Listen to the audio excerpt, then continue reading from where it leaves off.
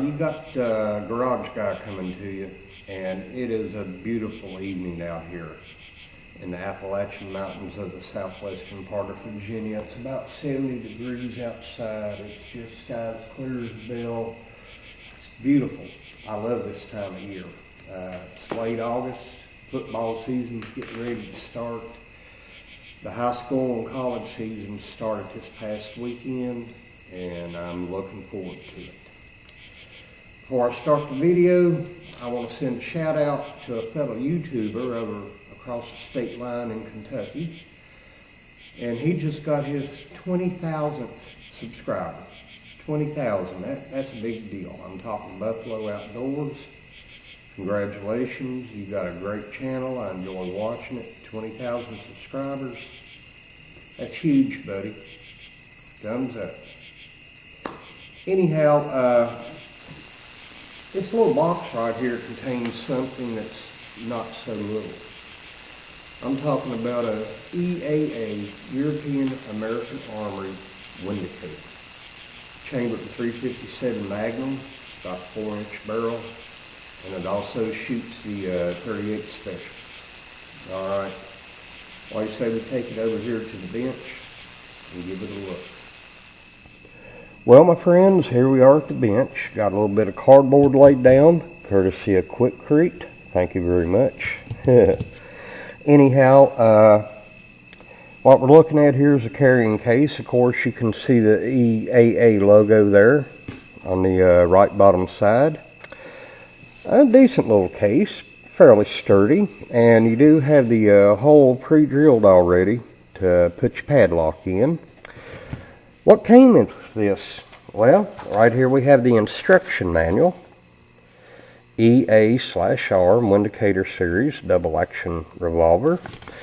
And I've went through this manual. It's plain Jane English, layman's terms, easily understandable. And of course here on the last page you have the numbered parts list right there.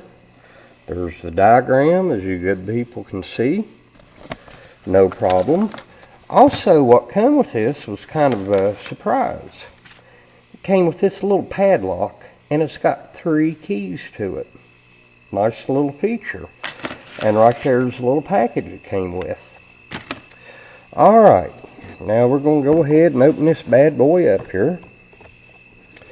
And of course you can see it's padded with the what they called egg crate foam. Yeah, it is a little box for such a big firearm.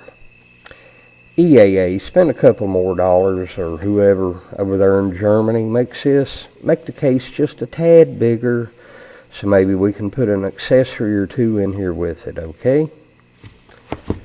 It's not a bad little box, actually.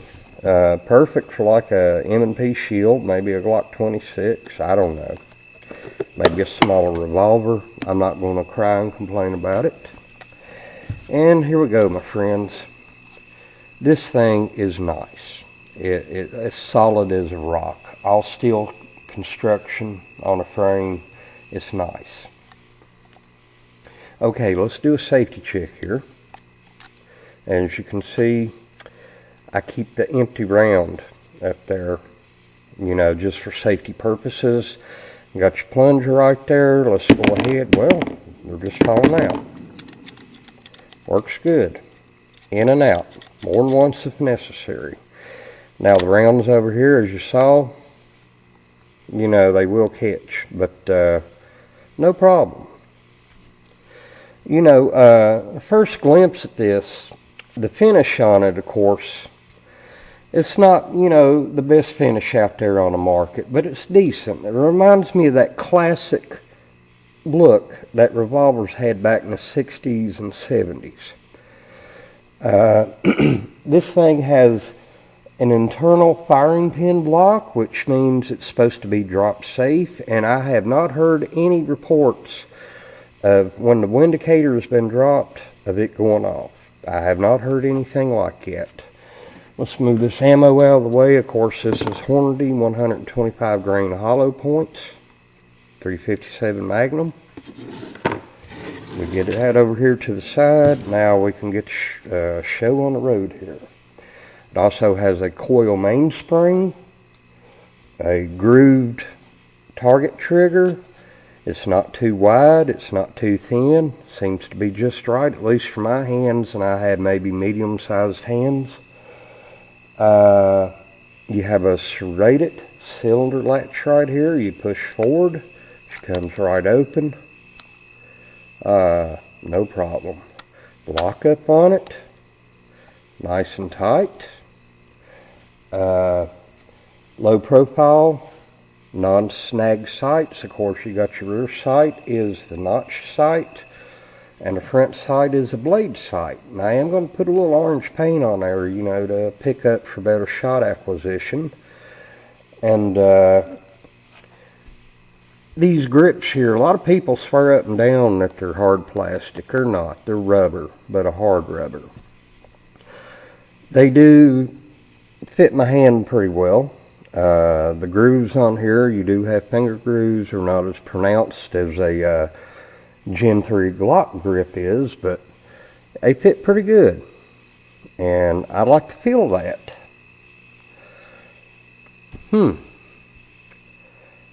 Hogue, Packmeyer, even EAA. I have looked all over the place for replacement grips for the Windicator, and guess what? I cannot find any anywhere. So Hogue, Packmeyer, or even EAA, or the German company that makes this Windicator, please make some aftermarket grips. Believe me, you'll make a lot of money off that deal. All right. Now, from looking at this, you would think the right there is a ribbed barrel. Well, it's not a truly ribbed barrel. As you can see right there, the notches doesn't go all the way through like you would see on a, say, a shotgun, like a Maverick 88 or something like that. But it does look nice, and I guess it does serve its purpose. Now, here on top, you can see where that's serrated down through there. It keeps down the sun glare. And as you can see under the light, you can see those serrations really well. Now, one thing that has kept a lot of people from buying this model revolver has been a problem to where the trigger, cylinder, and hammer would lock up and kind of freeze up on them. Well, I was looking at this gun on a Bud's Gun Shop website.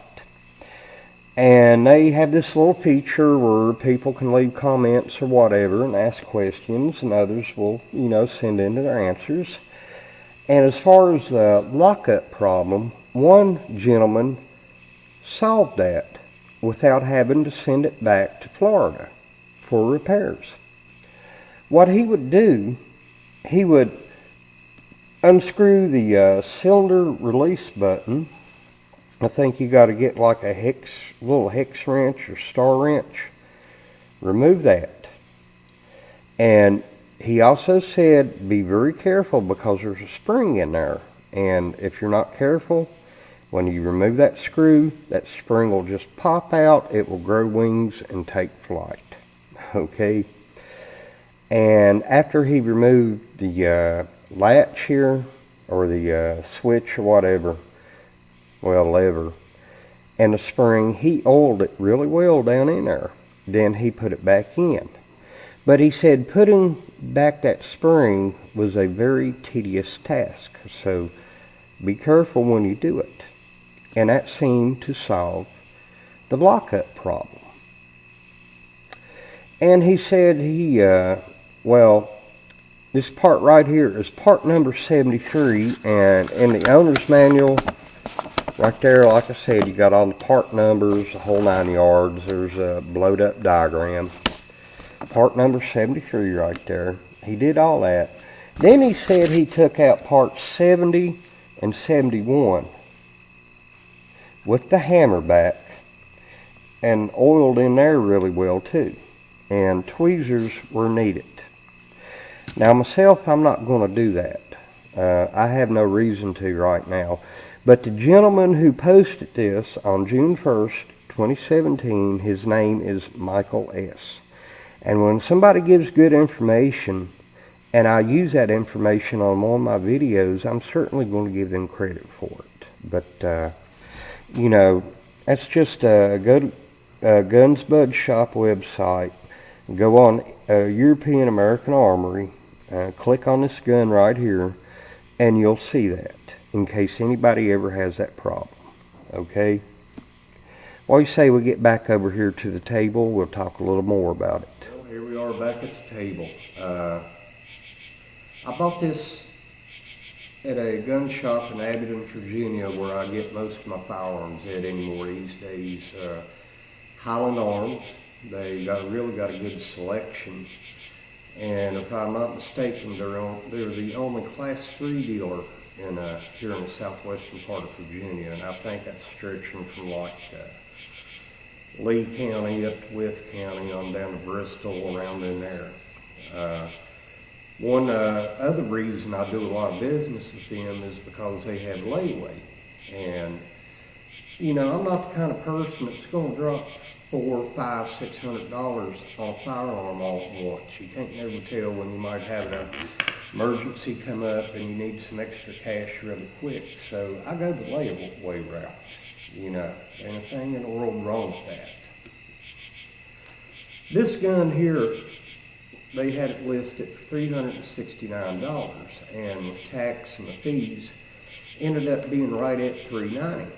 Now, I know what a lot of you are thinking. You're going, my Lord, you paid too much for that, Mark. And I'm like, well, I might have, because I know Bud's Gun Shop on their website had this listed for like $323 or something like that. But this thing is extremely hard to find, especially on the gun websites.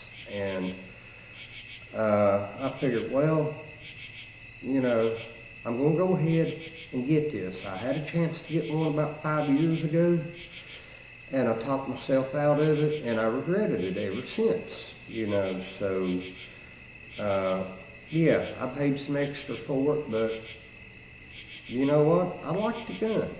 And if I don't like a gun, I'm not going to get it, but I like this. As a matter of fact, I haven't shot it yet. I don't only want to like it, I want to love it. But I'm not going to know if I love it or not until after I put a few rounds down the pipe. Now, the way I usually do a 357 Magnum, you get some of these, what people might call budget guns. You know, sometimes how the pins and screws might try to work their way out, you know, when you first get it. A lot of that's caused by people shooting the hot rounds through here from the get-go. Myself, I might, during the break-in period, I might put 150 rounds, 38 special to it, and I might shoot 10 or 12 rounds of 357 Magnum through it to begin with to see how it handles it. And then that'll be it until I get about 150 rounds or more of the 38 through it. I like to give each gun a break-in period, but I will be keeping my eye on such things as pins or screws trying to come loose. Now this thing's got really good balance to it, you know. It just feels good. It's not front heavy, it's not top heavy. But this gun does have some weight to it. I think it's about 32, 33 ounces. And it's a real hand cannon, I can tell you that. Your Smith & Wessons and Ruger GP100s, you know, those are some solidly built revolvers. This one here feels just as solid as any of those do. I'm going to run a patch through it, put a little bit of oil on it. Let's go down here at my little shooting area and see how it does, all right? Okay, first of all, I'm going to fire off 6 rounds of this Remington 130 grain 38 special ammo. Let's put it in here, see how she does. Alright, I'm going to be about 10 yards away. The first 4 rounds I'll shoot single action, and the last 2 rounds I'll shoot in double action. Remington 130 grain 38 special rounds. Let's take the first shots out of this Windicator.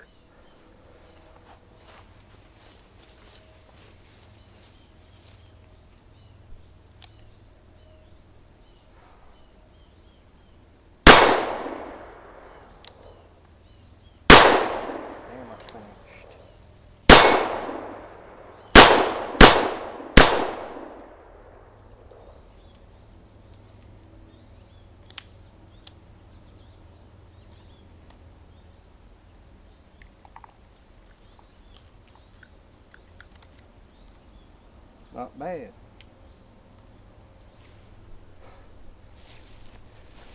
I can't believe it. I missed 2 shots at that range, but I flinched.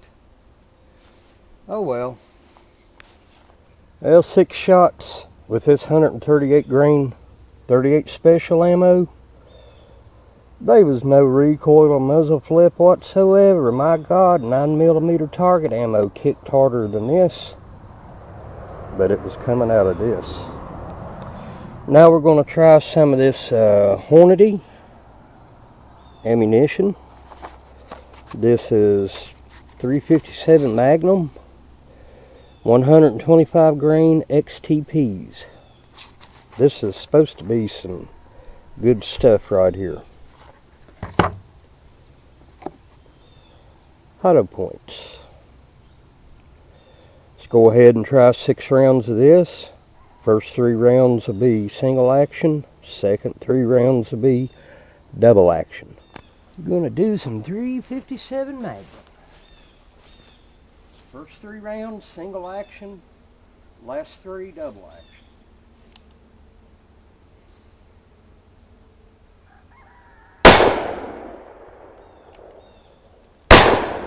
My God.